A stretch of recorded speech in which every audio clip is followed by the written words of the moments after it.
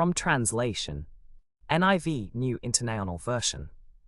This 66th day of the year. Today we are reading passages Deuteronomy 24 to 27. Deuteronomy chapter 24, verses 1 to 22.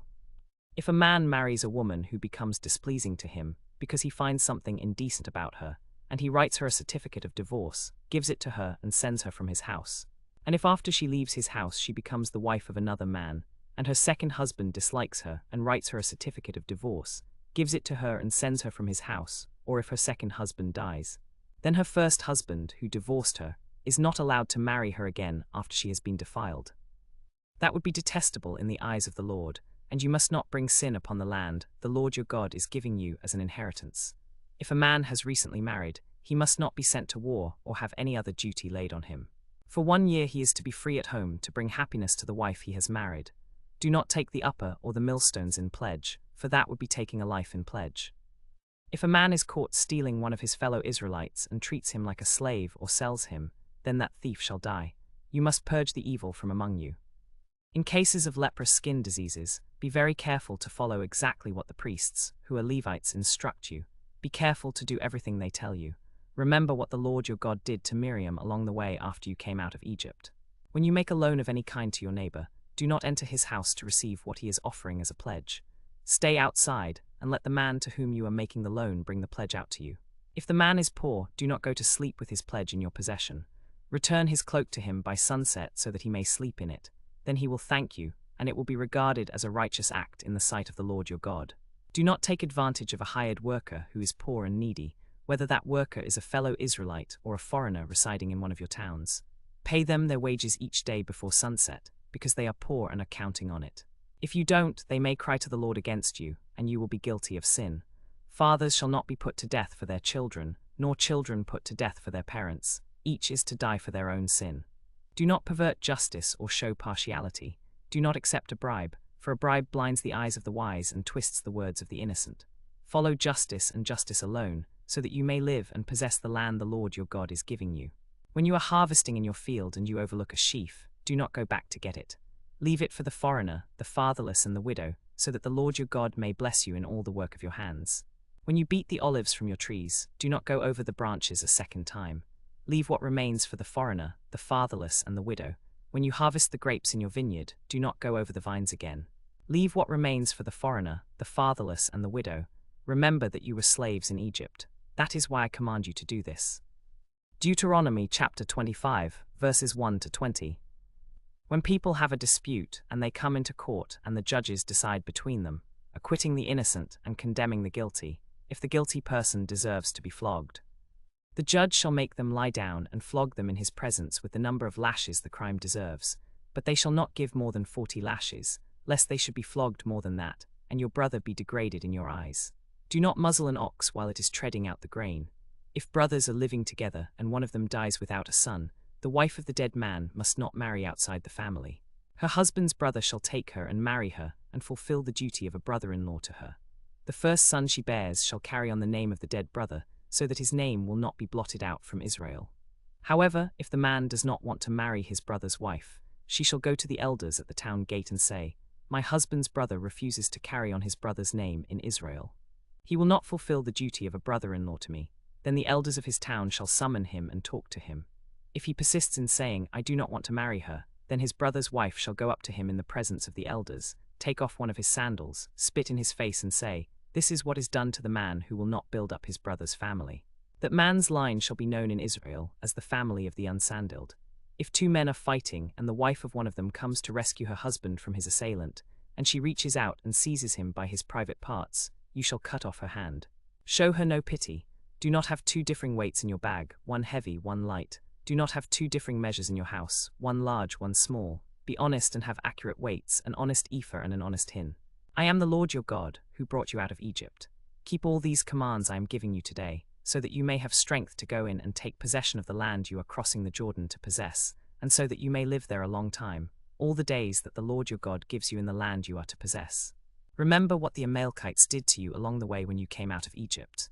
When you were weary and worn out, they met you on your journey and cut off all who were lagging behind. They had no fear of God. When the Lord your God gives you rest from all the enemies around you in the land he is giving you to possess as an inheritance, you shall blot out the name of Amalek from under heaven. Do not forget. Deuteronomy chapter 26, verses 1 to 19. When you have entered the land the Lord your God is giving you as an inheritance, and have taken possession of it and settled in it, take some of the firstfruits of all that you produce from the soil of the land the Lord your God is giving you, and put them in a basket. Then go to the place the Lord your God will choose as a dwelling for his name. Go to the priest in charge at that time and say to him, I declare today to the Lord your God that I have come to the land the Lord swore to our ancestors to give us. The priest shall take the basket from your hands and set it down in front of the altar of the Lord your God. Then you shall declare before the Lord your God, my father was a wandering Aramean, and he went down into Egypt with a few people and lived there and became a great nation, powerful and numerous. But the Egyptians mistreated us and made us suffer, putting us to hard labor. Then we cried out to the Lord, the God of our ancestors, and the Lord heard our voice and saw our misery, toil and oppression. So the Lord brought us out of Egypt with a mighty hand and an outstretched arm, with great terror and with signs and wonders. He brought us to this place and gave us this land, a land flowing with milk and honey. And now I bring the firstfruits of the soil that you, Lord, have given me. Place the basket before the Lord your God and bow down before him. And you and the Levites and the foreigners residing among you shall rejoice in all the good things the Lord your God has given to you and your household. When you have finished setting aside 1/10 of all your produce in the 3rd year, the year of the tithes, you shall give it to the Levite, the foreigner, the fatherless and the widow, so that they may eat in your towns and be satisfied. Then say to the Lord your God, I have removed from my house the sacred portion and have given it to the Levite, the foreigner, the fatherless and the widow, according to all you commanded me. I have not violated any of your commands, nor have I forgotten any. I have not eaten any of the sacred portion while I was in mourning, nor have I removed any of it while I was unclean, nor have I offered any of it to the dead. I have obeyed the Lord my God. I have done everything you commanded me. Look down from heaven, your holy dwelling place, and bless your people Israel and the land you have given us as you promised on oath to our ancestors, a land flowing with milk and honey. The Lord your God commands you today to follow these decrees and laws. Carefully follow them with all your heart and with all your soul. You have declared this day that the Lord is your God, and that you will walk in obedience to him, keeping his decrees and commands and laws, and that you will listen to him. And the Lord has declared this day that you are his people, his treasured possession as he promised, and that you are to keep all his commands. He has declared that he will set you in praise, fame, and honor high above all the nations he has made, and that you will be a people holy to the Lord your God, as he promised. Deuteronomy chapter 27, verses 1 to 26. Moses and the elders of Israel commanded the people, keep all the commands I give you today. When you have crossed the Jordan into the land the Lord your God is giving you, set up some large stones and coat them with plaster.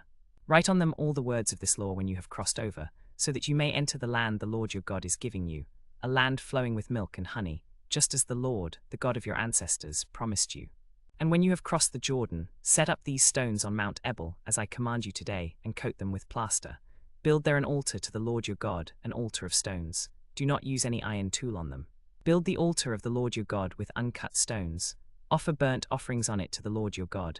Sacrifice fellowship offerings there, and eat them, rejoicing in the presence of the Lord your God. And you shall write very clearly on the stones all the words of this law. Then Moses and the Levitical priests said to all Israel, Be silent, Israel, and listen. Today you have become the people of the Lord your God.